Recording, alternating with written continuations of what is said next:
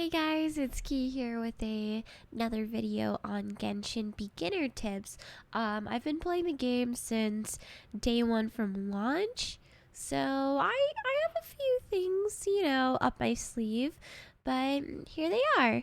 So in the beginning, I would say do not rush from quest to quest. Take your time to explore the world that you're in. It's beautiful, and there's so many chests, little puzzles that you can work through, and it adds up a lot too with your adventure rank experience.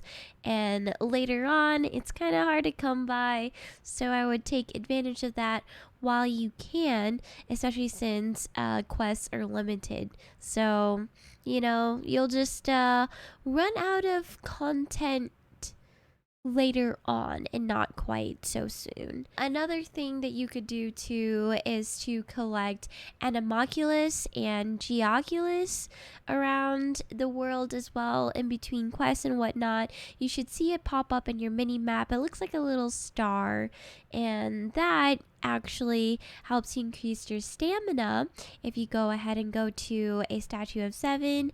If it's the Animalculus, of course, go to the Animo statue, and if it's a Geoculus, then go to the Geo statue, and you should be able to level that up, and it levels up your stamina, which is awesome. You don't have to stop as much.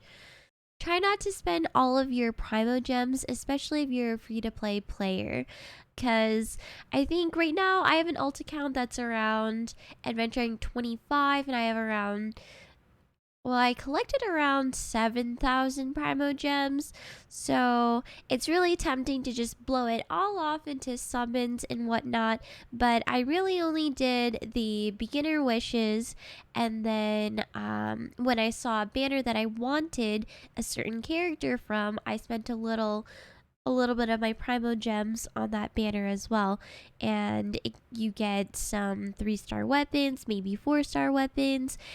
Maybe if you don't get the character that you want exactly, it's still fine, because you can actually use those players or those characters for expeditions to get more resources. Also, one thing that you should do or keep in mind when you're summoning is that you want to focus on one banner. Of course, if you have a new account, you would want to do the 2 discounted summons on the Noel banner, and then after that I would go ahead and just focus on one banner. I wouldn't really suggest doing the regular banner all the way on the right, because it's just, there's too many things in the pool, and if you do end up getting a 5-star summon, it's not guaranteed going to be a character. It's going to be a chance to get a weapon as well. So I would focus on maybe the limited time banner, the one that has boosted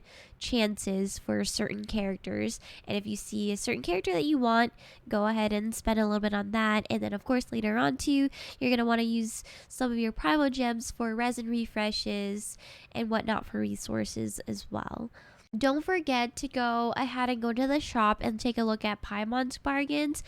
Sometimes you get like Masterless Star Glitter or Stardust, something like that, from the summons that you do, and you can actually use those currencies to pull or purchase more items in the shop. And you can only get that currency, of course, through summons or wishes. So on early levels, I would say use some of your resin for leyline gold or experience, and they're gold or blue on your map if you open that up. I would never sit on full resin, and what's cool right now is too that you can create condensed resin, so you can hold up to 3 in your inventory. So how to craft condensed resin: you have to go to Mondstadt or Liyue, go to the crafting table, and all you need is 40 resin and then a certain ore, and then you can go ahead and craft 1 condensed resin.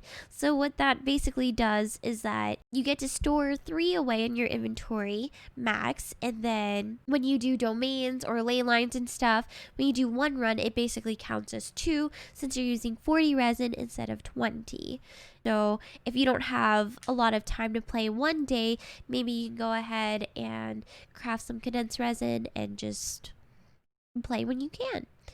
I would say try your best to collect certain mats like wolf hook and mushrooms and ores, because you are going to need so much of that to level up your characters, like ascension mats and whatnot. And actually, special mats are 2-day respawns, as in like the wolf hook or the violet grass. I remember using the wolf hook to ascend my razor, and then the violet grass to ascend Chi-Chi for like iron, white iron, crystal. So you would definitely want to collect those two. For iron, it's just a 24-hour respawn. White iron's 2-day. Crystals is 3-day.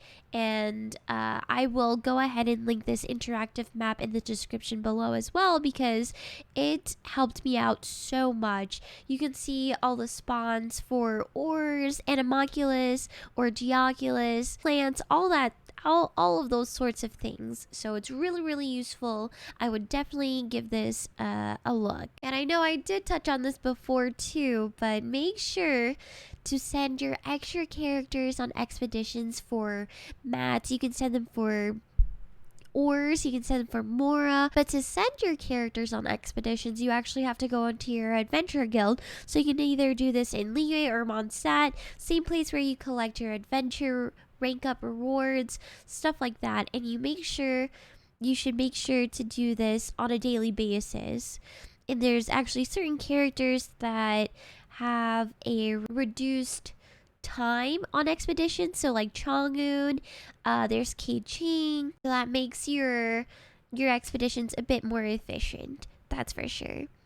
Right now, there's an event where when you get adventure rank 18 or above, you actually get a free character, Barbara, which is a Hydro Catalyst user, and she's really good for healing, and I would definitely level her up, especially if you're a free-to-play player, because she's really useful, especially later on when you plan on doing Spiral Abyss. Speaking of which, you could actually get another free character when you go do the Spiral Abyss and you complete Floor 3, Chamber 3. You get Xiangling, which is a polearm user, Pyro, and she's, in my opinion, a great support, but you could definitely use her as a DPS as well. Any character is good pretty much, as long as you build them right. So I wouldn't really pay too much attention to tier lists, in my opinion. I know I did for a while when I first started, and I was always looking at the tier list,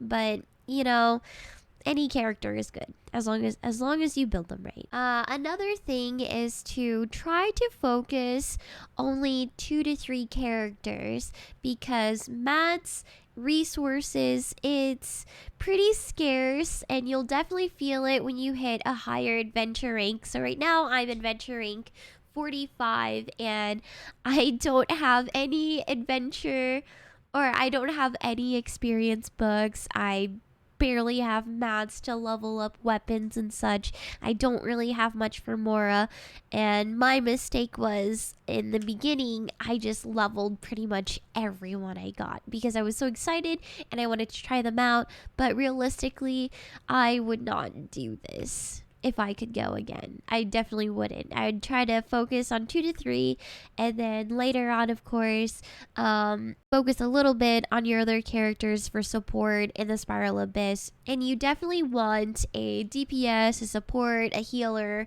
and then whatever elements that complement each other or have good synergy as well. Something else that a lot of players forget to do too is to level up talents, level up character talents.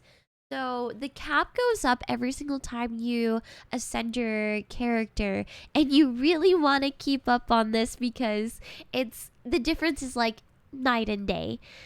I remember I forgot to level up my talents for my Klee, and she was already level 80. Of course, she was doing damage, but it wasn't too much of a difference. And I was like, why the heck?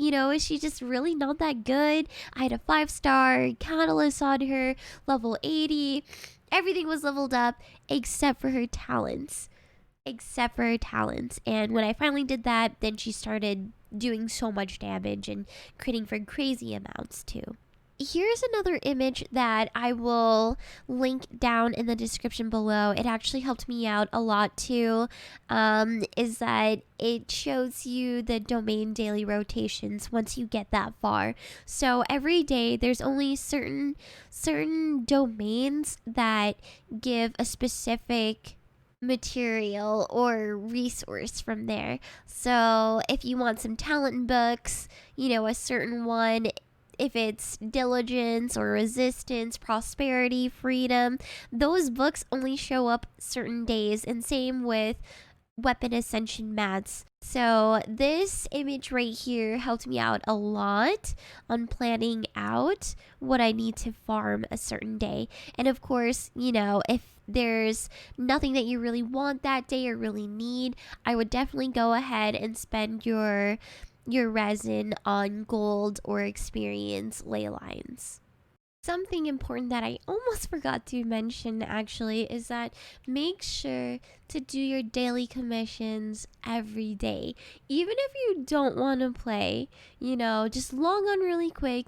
It takes maybe 10 to 15 minutes, not even, to just do your 4 daily commissions because I actually regret skipping out on a few days on my main account because that's a lot of XP that you would have missed out on. So just make sure, just do that really quick. And even if you're busy that day, just do it really quick, log off. That's it for this video here. I hope you guys enjoyed my beginner tips for Genshin Impact. I personally love this game so much. I'm not addicted. I can stop whenever I want, but I just don't want to yet.